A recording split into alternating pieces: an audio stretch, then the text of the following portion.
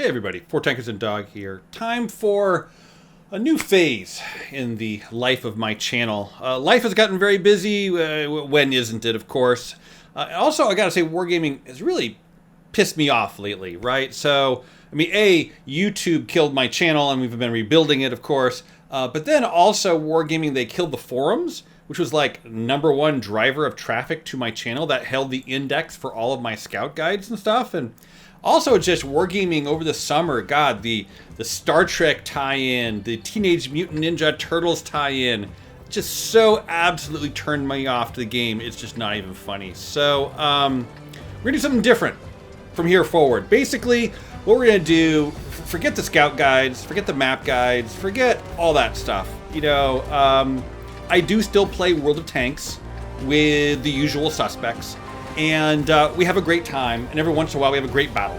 And so I think I'm going to call this new segment something very simple, like, you know, tonight on Old Men Playing World of Tanks. And we're going to go play this defense game on Redshire, and I'm going to talk through what I'm doing to perhaps impart some of my knowledge and experience after a decade of playing World of Tanks to you, my fans, and anybody new running into my channel. We're just gonna do this, and you know, when we have a great battle, I'm gonna go do a narration of it. Simple as that, and it will generally come out once a week, unless we don't play any tanks or don't have any good battles, and then it's not. It's gonna be very loosey-goosey and etc. You know, this is the low bar of effort that I have time for at this point in my universe. So all that being said, let's go. We are in the AMX 1357, still one of the most fun, awesome tanks in World of Tanks. Any opportunity, if you don't have one of these, if you've never played one of these, for the love of God, get one. Now, like an old man, I do peek out a little too far in the bush there because I was a little overexcited, but I go ahead and pull in the bush. And on defense here, parking in this bush, let me explain. So it feels like I went nowhere and I'm doing nothing. Not true. I'm doing two key things. One, I will go ahead and spot enemy vehicles that are shortcutting along here or have bad camo. They spawned over here, and I will often spot them moving down the K row. That gives me an opportunity to spot them. Guys like the Super Hellcat can shoot them, and our guys on the K row will know what's coming for them. Also, super key and important, enemy vehicles will inevitably pull up on this middle ridgeline. Now, initially, when they're behind a tree or a bush, I will not spot them. But it's very important, if you know where the enemy gun line will be, to cast vision that direction, so at least when they fire, they get lit, and either get return fire, or at least have to pull back. If you just abandon that middle zone and let the enemy team just pull up into those trees and bushes and fire, and quite possibly not even get spotted when they fire, it'll be very deadly for your team. And so having somebody with some decent vision projecting out there is actually very important, even if you don't at first spot things. But that being said, you have to use your spidey sense and kind of feel where the enemy gun line is and likely to be, because just being somewhere with no enemy tanks is ultimately kind of useless. But that's where experience comes in. Let's keep going. The enemy at 1357 is doing an active spotting run, which is A-OK, and he spots those vehicles there, the Astron and the VK100. That's fine, but he takes 50% of his hit points as punishment.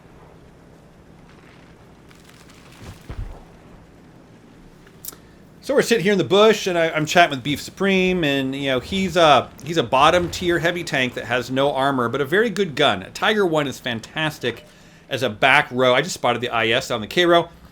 The Tiger 1 is a fantastic back row sniper in those moments when you're bottom tier and you can't really go up and face the enemy face on. It's actually not that bad at all. It's actually quite a good vehicle. But don't be tempted to go up front to the front and try to play like a heavy tank when you're bottom tier in a Tiger 1, because that's just not going to work so well. Enemy AMX 1357 is doing a YOLO run on the K row. He'll expose himself to all of our guys in the castle zone, let alone the guys he's circling. And one of the things you can kind of get a feel for your team and how good they are is, do they shoot at what's visible in front of them? And do they hit what is visible in front of them? You can kind of get a feel for, are they on the ball? Are they like pre-aimed where the enemy is likely to be, and so shoot quickly as soon as they get lit? Or do they take a while? Do they miss? Do they not shoot at all because they're just looking the wrong direction? That kind of fun thing. Anyway, I'm very worried about this AMX 1357 basically surrounding our guys, beating them the crap, and also our guys down there at K2 are vulnerable from fire from the Astron Rex and the VK100. And so I'm deciding at this point, do I want to open fire or not, right? I will definitely get lit, but I can help get this AMX dead faster and save our team a lot of hit point loss if I can help him die faster. If we lock on the auto aim and we just go ahead and start firing away automatically, the Astron shoots us. We go ahead and move away and behind the building and only take that one shot from the Astron. We don't hit a single shot, which is kind of hilarious. I mean, that's what you do, the AMX, often, is you just auto aim on and trust RNG. And that was a really bad RNG roll to get 0 hits. But anyway, we do get roughly 500 assisted damage. We are now waiting 10 seconds to go dark. Always have that in your mind. Doesn't matter when your light bulb went off, doesn't matter when you stop firing. If you think the enemy tank could spot you, which the AMX may have, I just spotted the VK100, you have to wait until 10 seconds after they die, right? So literally at the moment of their death, go glance up the clock in the top right corner and go, oh, all right, it's 8:15. I need to wait until 8:05 until I am not lit. Probably. Anyway, we waited gay long, moved back to the bush. Now we're providing more lights. Here we lighted the AMX 1375, and he is there in the open. Like, how many ally tanks have shots on this guy? And he's just glacially backing up. There's 2 incoming shots that both missed. Okay, so like 4 shots total, 1 hit. That was a sad statement for this team. Our guys in the south are getting pretty weak sauce. We're down to just that E3. We've lost a lot of people down there. And so I'm beginning to think, essentially if the enemy can kill him or kind of... Oh, shit, there he died. So let's talk about defense on Redshire. So in the cap circle, can I zoom out enough to show it? So in the cap circle, there's this big hill right here, right? And so what that means is if the enemy team takes one flank or the other, they can essentially step into cap here. And that will force the defending team to step out of the castle or come around and expose themselves to shoot you. And so it becomes a fair fight as soon as you lose one flank. Now the Nemesis pushed out here and took A4, A3, A4. That is fantastic. Not letting the enemy team go ahead and roll up the A row. Wonderful. But essentially the K row is now in danger of being overwhelmed. This IS can just move into the pocket here and really not be exposed to anybody. Anything he lights can get shot by the guys up on the ridge here. And the IS may have friends. Always look at who's not lit yet, right? The ISU 152, the SU 12244. So there are still some vehicles that might be with him that are in an unknown position. So I'm starting to think about how do I break free from where I am now and go ahead and do a scouting run in the south to back up the T-69.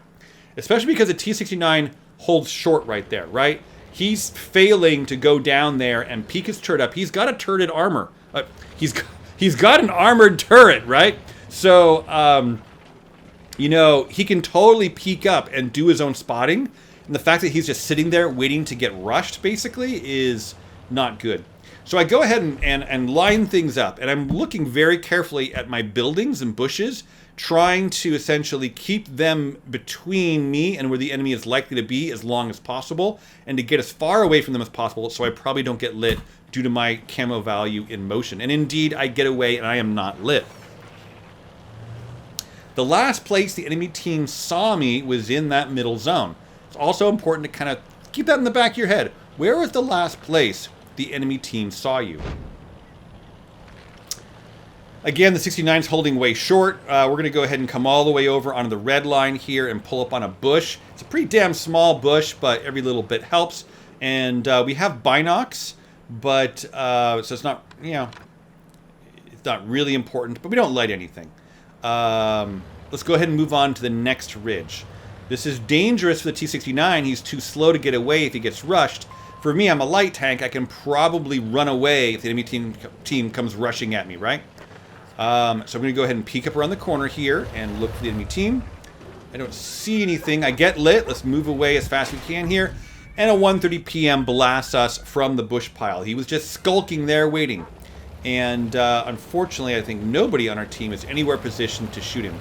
I'm going to wiggle around a bit, make sure Artie doesn't drop a bomb on me. I'm going to go ahead and knock over a tree. The 69 has come over to my position and is shooting the mid-ridge for, I don't know, he's bouncing shells off the VK-100, and good luck on that. I'm going to do one more peek to see if I can spot anything. I'm going to go to this knockdown tree that I knocked down previously and kind of pull up into it. Now, I don't need to pull up so far that I can actually shoot that center ridge. It's not necessary. If I just pull up far enough so I can see the center ridge and through the pile of hay bales, doesn't matter. Just as long as I'm backed up enough so it's within my 3D view without obstruction of a solid object or the hill, that's good enough, because all I want to do is light my binocs up and see if I can light anybody there. I don't need to back all the way up until I can actually drop my gun barrel down, because I'm not shooting, I am lighting. And that would, of course, take us out of this beautiful tree. Don't spot anything there besides the VK-100. The 69 is here, but I'm going to go ahead and motor off. And one of the reasons why is the S-Tank came up to back up the T-69. So then we've got two guys there. I'm worried now, again, back when I talked about previously, about that center ridge, right? Nobody is really casting vision in this zone on the enemy team if they're either shooting or poking out too far, those kind of things. So I'm actually going to come all the way back, again, carefully line up the windmill and the buildings, and come rolling back on into my behind that building and then back into my favorite bush. And because it feels like there might be stuff in the middle. And we're kind of tied up now. Time is running short. It's only about 4 minutes left. I'm going to go ahead and just park in the bush here, get my binocs going, see if I can light something. The enemy team really does need to make a move.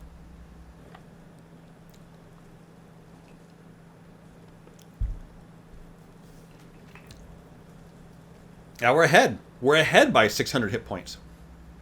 That's pretty cool. And we still own both flanks, right? This battle appears to be going very, very well. I wouldn't be showing it to you if it was a simple, easy win. There's the 122.44, Miss Pissy. Everybody is lit at this point, except for the Artie. It's important to know who might be around. So those two tanks in the south, the IS and the 1:30 p.m., should be the only ones there down there. Should be. Anyway, we're down to -1 on the hit point counter. The 69 came in here. I don't know why he was doing that. It's really dumb. Because basically, the more you push forward into terrain you don't own, the more likely you're going to get shot from the flanks. And World of Tanks, tanks have armor facings that are better or worse. Unless you're in a T95, even if you're in a T95, you're going to take fire from angles. So that T69 is basically totally opening himself up to either getting owned from the south or owned from that center ridge. Doesn't seem like a great idea. And he's giving up his hull down positions, which is what the T69 is really good at. It's quite a good turret. The hull is Swiss cheese. So we light the Astron. The Astron's going to start trading shots with the T69. The enemy clearly knows where the 69 is. And again, I feel like he's in a really bad position, honestly. I would not be shocked at all. So the IS is starting to push over on the S-Tank. Yeah, the S-Tank put a shot into him. That's nice. Now the VK-100 is moving into the cap circle. We are lighting him, which is great for our team. But a VK-100, it's kind of like a T-16, kind of like a T-95. It's kind of hard to pen by if it's top tier, unless you really have it sides flat on or the rear. It's really kind of a hard nut to crack. And your team can often waste themselves, exposing themselves, firing and getting lit, and then getting return fire, trying to deal with a VK-100. Sure enough, the T-69 is almost toast. The S-Tank actually ran away. The enemy team now controls the K-Row, right? This is key. They control the K-Row. They can now pinch the guys at H1 and G1 between the cap circle and the K-Row, and then they can put guys on cap on the south side of that center hill in the cap circle and really challenge the defending team here. Seriously. Now, I have a choice. Do I run away? Do I stay here and light? What I decided to do, I'm almost out of hit points anyway, and this battle is looking worse and worse and worse. I'm going to stay where I am and kind of see what happens. I'm still lighting the VK100 and keeping him permalit, which is good. And the Astron Rex may still be around. The IS is blind as a bat. And getting him lit. See there, we lit him. And I mean, yes, okay. We didn't get credit for that. But I firmly believe we lit him. And then, of course, the S-Tank kind of noobed it out and got shot. The Astron, if we were not here, the Astron would not be getting lit. Not that anyone's shooting the Astron, but, you know, it would be nice. So the IS is moving towards the SMV and staying on the red line. Again, ISs are blind as a bat. I'm not worried about him lighting me. I believe my configuration is with a muffler here. 1:30 p.m., also tank destroyer. I'm not too worried about him lighting me as well as he really comes up the 2 line. We'll see what happens in just a little bit. This is starting to look really sketchy. We're down by 2 gun barrels. We're down by 2,000 hit points. They are on cap. They seem to be kind of coming in for blood. Luckily, again, whoa, the 1:30 p.m. is going up the red line, so he will probably not light me, but the 100 M1 is a problem. He used to be up against the Nemesis there at A6, A7. Now, for some reason, our Nemesis goes, aha, the 100 M1 isn't here. I'll go flank the enemy or cap out their cap circle. I don't know what the frack he was thinking, right? This is not likely to be useful when you're the defending team and it's all coming down to it. And you really need to keep your focus on the cap circle. Running out there, and especially running out there alone without support. There, he walks into a full hit point Hawk 30. And I don't know what the hit point level is of that Nemesis, honestly. He's been out of my draw for a long time. The S-Tank is going to be overwatching that Hawk 30, and that's bad news there for Mr. Nemesis. We are now down 5 to 10. We are down by 5 gun barrels and 5,000 damage. We just lost another one, 6 gun barrels. The Astron Rex has come into the cap circle. The 1:30 p.m. has come up. Now, I think for a moment here, if I shot the IS, right, I really had an opportunity. Before I mentioned, I think a second ago, I had an opportunity. Oh, there, now I do, totally. I could shoot the IS, and this would reduce him to a 1-shot for beef, right? So part of me is thinking, well, maybe I should do that. And the thing that stops me from doing it is that mystery 100 M1 somewhere in the south, right? So I could damage the IS, make it so Beef could kill him in 1 shot, but there's a freaking full hit point 1:30 p.m. right there. So I'm kind of thinking, what the hell do I do? And let me say one other thing. I was so caught up in the heat of the moment, I was not aware of what the game clock was. I was watching the cap timer, but not the game clock. To my detriment. You'll see. Okay, so things are really winding down. The 1:30 p.m. goes running away from me. I'm watching this timer. I know the Astron Rex should be on my side that's in the cap circle. We go ahead and start moving out. I thought I would light him there. It didn't happen. I didn't get lit either, from what I could tell. There's the Astron Rex. Go ahead and lock on the auto aim. Get a couple shots into him. Now, I'm thinking, for whatever reason, I want to dump my clip into him. I really wanted to kill him, honestly. That was probably optimistic with the 503 hit points left. That was optimistic. And if you notice the game timer and the cap timer, you'll see what's going on here. Really, what I should be doing here is absolutely hiding. And that is one thing that you can do as a dead platoon mate. And Beef just died, so nothing detrimental on him and what he's doing. But once you get over your death, feed information to your remaining platoon mates, like how much time there is left, what the gun barrel disparity is, the hit point disparity. Those kind of strategic thinking things are very hard to do simultaneously with driving your tank. And so simple things like 10 seconds left or whatever actually would be quite helpful. In this case, Beef didn't. Again, he just died, so he's probably just like, I'm watching the replay of who killed him, right? But nonetheless, that's something you can really, really do to help your platoon mate and therefore help both of your win rate. So I'm somewhat unaware that I am just about to win. unload on the Astron Rex. I pull back here. I go ahead and hit the reload. The 1:30 p.m. isn't there. I'm expecting to get blasted any moment by that 100 M1 from behind. I'm actually thinking to reload and get away, or maybe dump my clip into the Astron. But I pull out, and all of a sudden the game ends, and it says victory. And I'm like, what the frick just happened? And then I absolutely burst into laughter. This was not just a Kolobanovs, but one tank versus, how many is it? I gotta count here. 1, 2, 3, 4, 5, 6, 7, 8, 9, 10. A 1 versus 10 technical victory on a defense. Insane. Absolutely insane. We were laughing our asses off for the next like 5 minutes while we went over the post-game stats and that kind of stuff.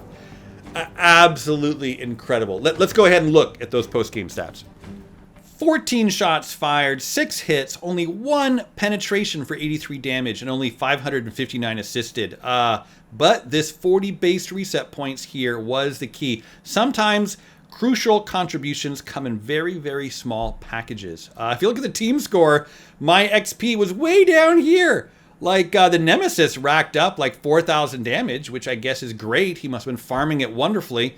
The rest of our team, right, only the Nemesis and the T-29 even got over 1,000 damage, which is pretty freaking amazing. Yeah, wow. And the enemy team, the Astron was excellent. The VK was excellent. I mean, they had a lot of really good players. 2,600 damage in an IS. That's a pretty vintage tank with bad penetration. And he was fighting on rolling hills, not a city corner. That is impressive. That is amazing. It didn't work out for them, did it? This was not good enough for a mastery, a first class, a second class, or even a third class. This was a nothing little battle with a Kolobanovs. My 8th ever in World of Tanks. I'll take it. I'll take it. Thank you very much. Thank you for watching, everybody. If you want to support the channel, of course, like, subscribe, share, all that kind of fun stuff. Thank you for watching. Good hunting, and carry hard.